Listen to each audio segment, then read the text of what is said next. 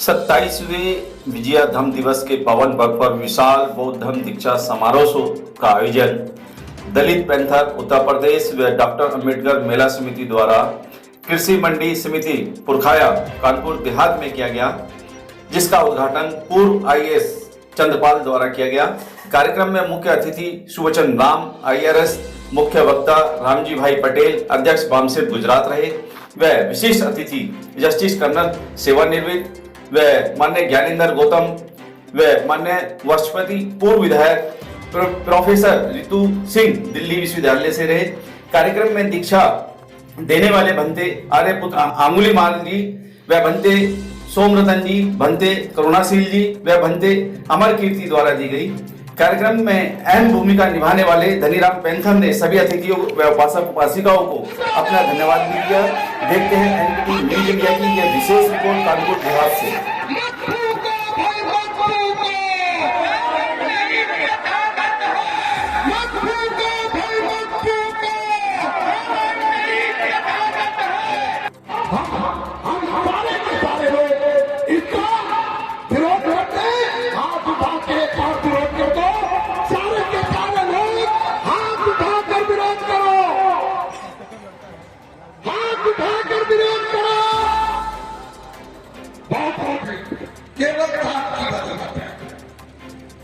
लोगों ने दान दिया और यहाँ पे लोगों ने कहा कि हम असलाह पूजन करेंगे। लोगों ने कहा कि 5000 लोग असलाह पूजन करेंगे। हमने कहा 20,000 लोग जूता पूजन करेंगे। मैंने कहा इसको हमने बनाया था, हमने इसको खाया है, अब हम चलाएंगे। और जो धारा है वो धारा 323 अदम तफ्तीश, उसकी कोई तफ्तीश नहीं होती है। गोली का मारा हुआ तो बच सकता है, लेकिन जूते का मारा हुआ बचने वाला। और आपको बता दें, मैं खुद शुरुआत करूंगा और लोगों से विनती करूंगा कि भैया सब लोग पहले तो हम उसे राक्षस की भूमिका में देखते रहे और उसे आज जहां दशहरा लगता हो, जहां दूसरी संस्कृति पे दूसरी संस्कृति की विजय बताई जाती हो और उस संस्कृति के दबाने का काम किया गया, और वही धारा बहती है देश और प्रदेश में, जहां पे रावण का मेला, महामानव रावण का मेला लगाया जाता हो। इसे आप सोच सकते हैं कि किस प्रकार का एक सांस्कृतिक रिवोल्यूशन है, एक कल्चरल रिवोल्यूशन है, जिस कल्चरल रिवोल्यूशन के तहत हमें दबाया और कुचला गया। आप सोचिए कि एक संस्कृति से दूसरी संस्कृति खो दी जाए, आपकी संस्कृति को विकृत कर दिया जाए, आपके इतिहास को लिख के दूषित कर दिया जाए और अपने महापुरुषों की आप गर्व न करता है, अपने महापुरुषों को आप राजस्व और अतताइयों की श्रेणी में रखते हो। उस संस्कृति की उपज करने का काम हम लोगों के बीच में बैठे, हम लोगों के बीच में उपस्थित, हम लोगों के अगुआ, क्यों कहो कि पूर्वज, हम लोगों के बीच में श्री राम जी के लिए जोरदार तालियां होनी चाहिए। जैसे कम और गिरले लोग होते हैं जो समाज में ऐसी दिशा दिखाते हैं, ऐसा रास्ता बनाते हैं, जो रास्ता तो कठिन परिस्थितियों में, विपरीत परिस्थितियों में बढ़ता है, लेकिन उसका एक संदेश होता है, उसके दूरगामी परिणाम होते हैं और उसका जो दूरगामी परिणाम होता है वो खुद और भविष्य निर्माता होता है। ऐसी बात जब रावण मेले के बारे में हम लोगों ने सुना तो हम लोगों को यकीन हुआ कि कम से कम इस देश और प्रदेश में कोई ऐसा व्यक्ति तो है कि कोई हिम्मत कर सकता है। और आज से नहीं, मुझे लगता है कि 25 सालों से, 27 सालों से, 27 साल से, तो आपको नमन है, आपकी हिम्मत को, आपके साहस को नमन है। और इतनी बड़ी जो जन रैली, जन सैलाब होता था कोरोना की वजह से, सारी सेनानियों की जो भी इनके नियम होंगे उसके तहत लगने नहीं दिया गया, लेकिन उस परिस्थिति में भी हम लोगों के बीच में जो साथी, बहादुर साथी और जो समाज के समर्पित और जितने लोग आए हुए हैं, तो उन सबको नमन करता हूँ, वंदन करता हूँ साथियों। जैसा कि आज जीवों के रक्षक महामानव रावण जी के नाम के पुतले जलाए जाते हैं, आज हमारे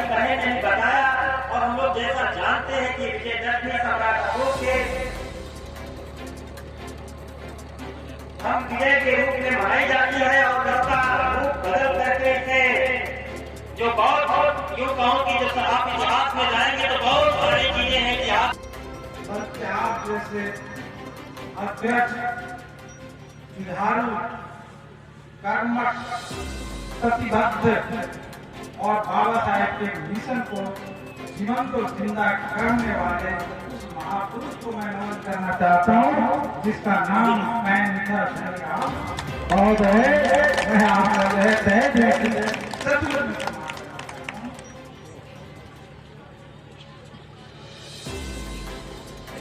साथियों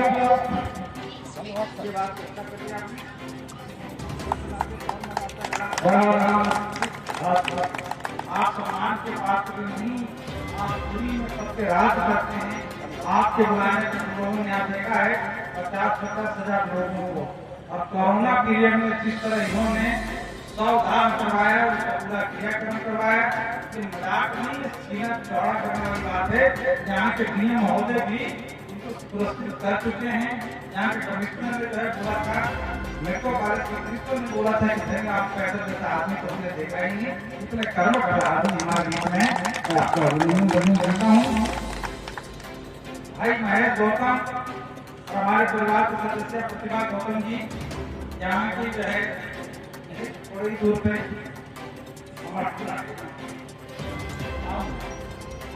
उसकी अध्यक्षा है, चेयरमैन है, हमारा चेयरमैन है भाई महेश गौतम कृष्ण। आप लोगों को बहुत कम जानकारी होगी, बॉम्बे फिल्म इंडस्ट्री में साउंड एंड लाइट का इतना बढ़िया काम करते हैं प्रोफेशनल जो है तरीके से, वहाँ इन्होंने बहुत झंडा बदल किया। उसके बाद जो है गाँव को कभी नहीं भूले, अपने गाँव में आने के बाद जिस तरह का अच्छा काम किया, आप जहाँ गए थे उसकी गवाह है। मैं आपको नाम करता हूँ, पक्र करता हूँ, आप दोनों लोग जो दोनों जोड़ी है बिल्कुल है बहुत मुझे नादिर और आज सभी है। बॉम्बे में 50,000 लोगों का कार्यक्रम जैसा विकास के माध्यम से होता है, उसका जो लाइट व्यवस्था की फिल्म इंडस्ट्री से बड़े सारे लोग आए, ऐसे ऐसे हीरो, ऐसे जगहों को मैंने बुलाया, उसका साउंड और लाइट व्यवस्था देख के निकल रह जाते हैं।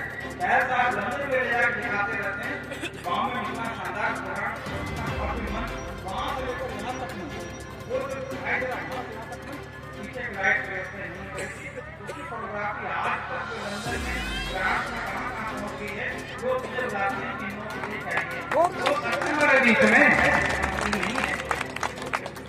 अब 2-3 बातें, बहुत कम समय है, से विरत होकर बुद्ध के तरफ अग्रसरित हुए। जो ही बुद्ध को समझा, बुद्ध के हम को समझा, तथागत गौतम बुद्ध की संस्कृति को समझा, तुरंत युद्ध से विरत हो। सम्राट अशोक जी युद्ध से विरत होने के बाद बुद्ध के तरफ जब बढ़े तो उन्होंने आज के दिन संकल्प लिया, बुद्ध के धम्म को, धर्म को नहीं, धम्म को पूरे विश्व में प्रचारित करेंगे। उसके बाद उन्होंने ये भी संकल्प लिया कि युद्ध से, प्राणी हिंसा से हम पूरे विश्व में सम्मान नहीं करते। तो करुणा, मैत्री, भ्रातृत्व, सद्भावना और सात्विक जीवन आचरण को, धीरज को, धैर्य को, उसके बाद समतामूलक भाव को विकसित करने के लिए पूरे एशिया में 84,000 बौद्ध स्तूप बनाने का संकल्प भी ले लिया। और उसके बाद अशोक ने पूरे एशिया को बुद्धमय कर दिया, जिसका परिणाम हुआ कि भारत पूरे विश्व में विश्व गुरु माना जाने लगा। भारत को विश्व गुरु बनाने में बुद्ध धर्म का जो योगदान है महान है। बुद्ध धर्म ने, हमने कभी किसी धर्म का विरोध नहीं किया। सभी धर्म की जो अच्छी बातें आप देखेंगे वो कहीं न कहीं बुद्ध के धर्म से आई है। किसी में भी देखेंगे, इस्लाम में भी किताब लिखी गई है कि भाई बुद्ध जो जिनकी फिलॉसफी है बुद्धिज्म से आएगी। क्रिश्चियनिटी में भी जो कहते हैं जियो और जीने तो बुद्ध से आएगी। जैनिज्म की मौलिक फिलॉसफी जो है बुद्धिज्म के भाई सहोदर है। हिंदू धर्म में भी बहुत सारी अच्छी बातें जो आई है, वसुधैव जैसे एकम कुटुंबकम, तो बुद्ध के वाणी का संस्कृत में अनुवाद है, किसी धार्मिक पुस्तक में ये बात नहीं है। इन सब चीज़ों को देखने के बाद पता चलता है कि बुद्ध धम्म ऐसा धम्म है जो चारों तरफ व्याप्त है। सारे धर्म फूल की तरह है, चाहे इस्लाम हो, क्रिश्चियनिटी हो, जसूस्त हो, हिंदू धर्म हो, वैदिक धर्म हो, दुनिया के जितने भी धर्म होंगे उस फूलों की तरह है। लेकिन उसमें जो खुशबू है, उसमें जो पराग है, वो बौद्ध धर्म है। इसलिए आज संकल्प का दिन भी है और बाबा साहब डॉक्टर अम्बेडकर ने 2300 सालों के बाद पहली बार इस देश में बाबा साहब ने पहली बार अशोक का जो धम्म परिवर्तन था, वो जो गाड़ी धीरे धीरे रुक गई थी, भारत की गरिमा को स्थापित करने के लिए बाबा साहब ने आज ही के दिन नागपुर में धम्म दीक्षा लिया था। इसलिए धम्म दिवस के रूप में, धम्म दीक्षा दिवस के रूप में भी ये मनाया जाता है। और चौथी बात, बाबा साहब ने कहा था कि देश में आचरण की सभ्यता का अभाव, सिविक सेंस का अभाव है। आचरण की सभ्यता विकसित करने के लिए भी जो भारत को बुद्ध में बनाना बहुत जरूरी है। बुद्ध में बनाने का उनका उद्देश्य था कि समता मूलक समाज में समानता, सबके प्रति आदर भाव हो, सबके प्रति सद्भाव हो। इस भावना को लेकर बाबा साहब ने आज के दिन धम्म क्रांति की भी शुरुआत की थी।